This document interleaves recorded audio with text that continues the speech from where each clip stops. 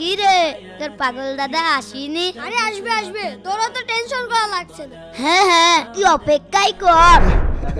দাদু এখন তোমার আসার সময় এলো। দেখ, ওর পাগল দাদু দুইটা কলা নিয়ে চলে এসেছে। তুমি আমার এই স্কুলের সামনে কলা কি করতে নিয়ে আইছো? দাদু এই কলা দুটো তোমার জন্য নিয়ে আসি, খাবা? আচ্ছা দাও। একটু দাঁড়াও।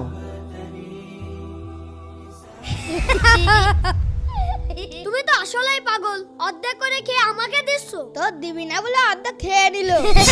তুমি আমার বন্ধুদের সামনে আমাকে অপমান করছো, তোমার সাহস কত বড়? না দাদু, আমি তোমাকে অপমান করতে চাইনি। তাহলে কি করতে চেয়েছিলে? দাদু আমি দেখতে চাচ্ছিলাম এই কলা দুটার ভিতরে কোনটা বেশি মিষ্টি। এইটা নাও, এইটা বেশি মিষ্টি।